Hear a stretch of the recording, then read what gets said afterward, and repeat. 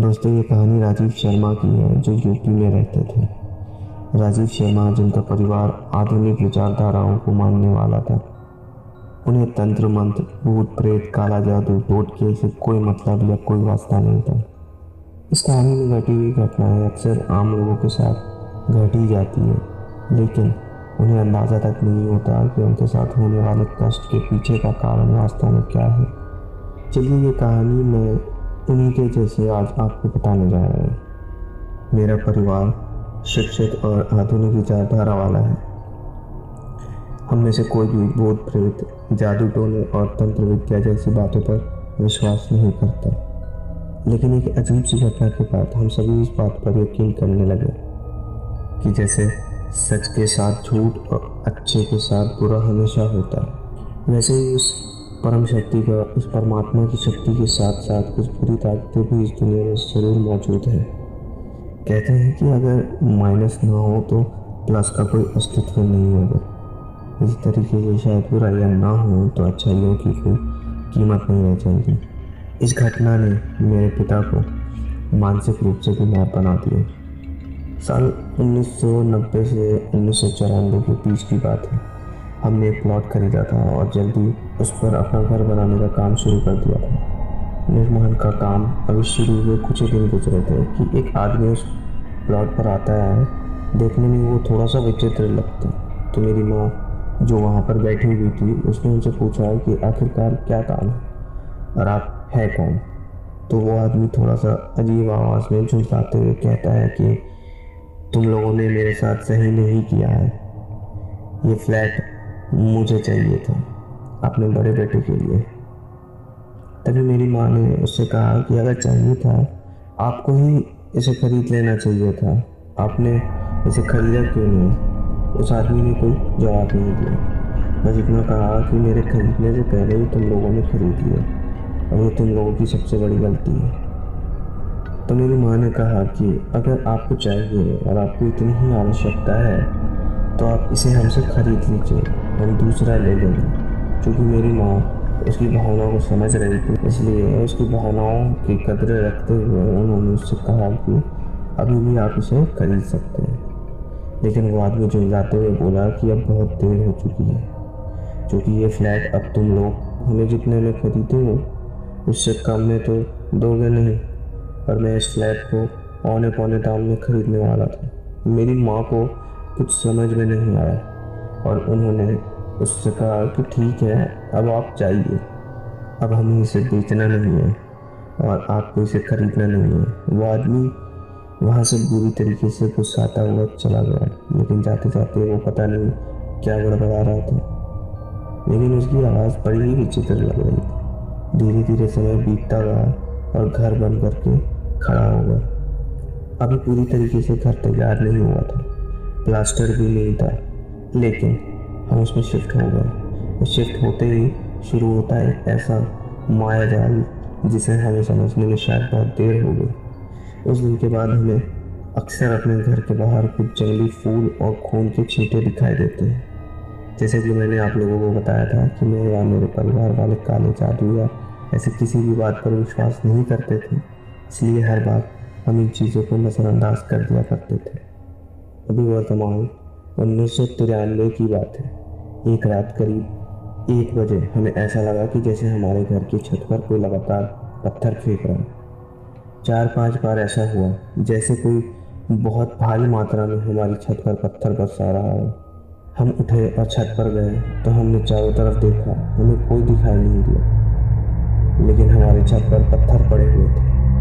सुबह हमें पता चला कि ये सब शायद हमारे पड़ोसी का काम होगा और इसलिए हम लोगों ने पुलिस में शिकायत दर्ज करवा दी। लेकिन उनके खिलाफ कोई सबूत न होने के कारण और कोई भी गवाही न होने के कारण वो जल्दी हवालात से बाहर आ गए और आने पर वो शायद हम लोगों से ज़्यादा ही चिढ़ गया था।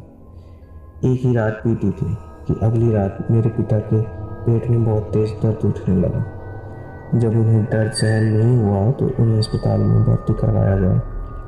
डॉक्टर ने उन्हें मामूली उपचार करके और कुछ पेन किलर देकर वापस भेज दिया, लेकिन उन्होंने हमें बताया कि शायद ये पेट का या किसी गंभीर बीमारी का संकेत भी हो सकता है। हम घर तो आ गए, लेकिन अगले ही दिन मेरे पिता के पेट में वही दर्द शुरू हुआ और उन्हें फिर अस्पताल ले जाया गया। इससे पहले उन्हें कभी ऐसी परेशानी नहीं हुई थी, इसलिए हमने सोचा कि किसी और डॉक्टर को दिखाया जाए और उन्हें एक बड़े अस्पताल में भर्ती करवाया गया। वहाँ पर उनके बहुत सारे टेस्ट हुए और उसके बाद ये बात सामने आई कि उन्हें पथरी हो गई है। वो भी इस लेवल की पहुंच गई थी कि बिना ऑपरेशन के कोई उपाय नहीं था। आनंद फानंद में उनका ऑपरेशन करवाया गया, लेकिन अस्पताल से घर आने के बाद भी उनकी सेहत बहुत ख़राब रही। वो कुछ भी खा पी नहीं रहे थे, जिसकी वजह से वो दिनों दिन कमज़ोर पड़ते जा रहे थे। अब तो हालत ये हो चुकी थी कि मेरे पिता को रोज़ रोज़ रात बहुत बुरे सपने आते थे। उन्हें हर बार ऐसा लगता था कि कोई उन्हें मारने की कोशिश कर रहा है, कोई उनका गला दबा रहा है। वो उठकर बैठ जाते और चीखने चिल्लाने लगते। 2-4 दिन बीता ही था कि उनकी हालत और भी बुरी हो गई। अब वो रात में चिल्लाते हुए उठते और दीवारों पर सर लड़ाने लगते। उन्हें पकड़ पकड़ कर लिटाया जाता है।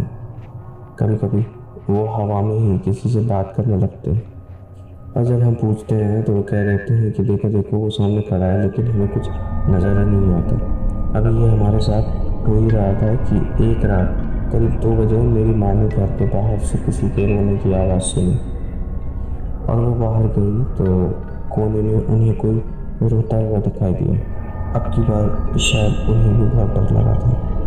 वो कुछ कदम और आगे बढ़ी तो उनको घर के बाहर वही खून के छींटे और जंगली पौधे भी दिखाई दिए। उन्होंने हिम्मत बांधी और उस रोने वाले इंसान की तरफ बढ़ने लगी, लेकिन जैसे ही वो वहाँ पर पहुँची तो उनके चौंकने का ठिकाना ही नहीं था, क्योंकि वहाँ पहुँचते ही उनकी नज़र से जैसे वो इंसान ओझल हो गया। वहाँ पर कोई नहीं था, बस उन्हें आवाज़ें ही सुनाई दे रही थी।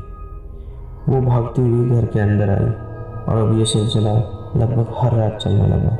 अब मेरी माँ ने अपनी एक सहेली को इस बारे में बताया। वो मेरी माँ को एक तांत्रिक के पास ले गए। तांत्रिक ने अपने तंत्र साधनों से ये बताया कि कोई है जो हमारे घर को अपनी काली विद्या से बांधे हुए है।